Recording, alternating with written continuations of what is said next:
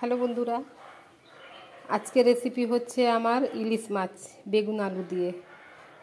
নিয়েছি আমি 5 পিস ইলিশ মাছ, আর অল্প নিয়েছি জিরে বাটা, মানে বাটা না, ওটা গুঁড়োই আছে, জিরে গুঁড়ো আর গ্রেট করা আদা আর লঙ্কা গুঁড়ো, হলুদ আর স্বাদ মতন লবণ, কালো জিরে দেবো, নুন হলুদ দিয়ে মাছটাকে মাখিয়ে নেব। অল্প অল্প লবণ দেব, লবণ আর হলুদ দিয়ে মেখে রাখবো 10 মিনিটের মতো। আমি মেখে রাখবো এটাকে, মাছ।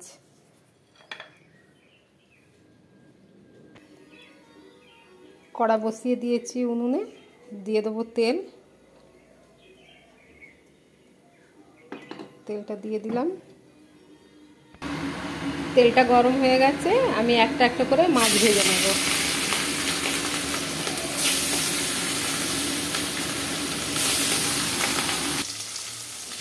মাছটা আমি উলট পালট করে একটু ভেজে নেব। আমি বেশি লাল লাল করে মাছ ভাজবো না। আমার এক পিঠ ভাজা হয়ে গেছে, আর এক পিঠ ভাজবো।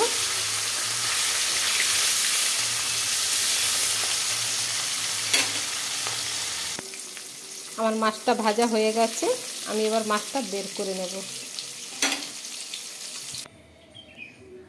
আমার মাছ ভাজা হয়ে গেছে, এই তেলে আমি বেগুন ভেজে তুলে নেব।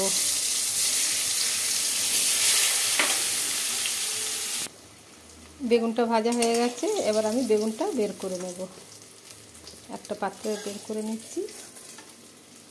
তারপরে আমি আলু ভাজবো একটা একটা করে। এই তেলে আমি আলুটা ভেজে নেব। আলুটা ভেজে তুলে নেব।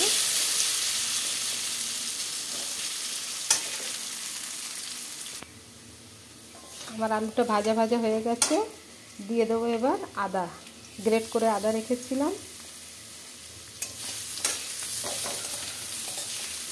দিয়ে দেবো জিরে গুঁড়ো। আমি বেশি মশলা দেবো না এতে, মাছে অল্পই মশলা দেবো। দিয়ে দিচ্ছি লঙ্কা গুঁড়ো।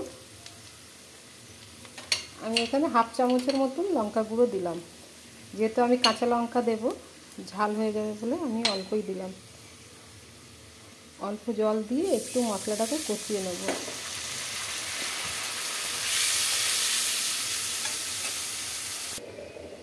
আমার আলুটা পুরো ভাজা হয়ে গেছে, মশলায় তেল ছেড়ে দিয়েছে। এবার দিয়ে দেবো গরম জল। গরম জল দিয়ে সেদ্ধ হতে দেবো আলুটাকে। দেখি কতক্ষণে সেদ্ধ হচ্ছে।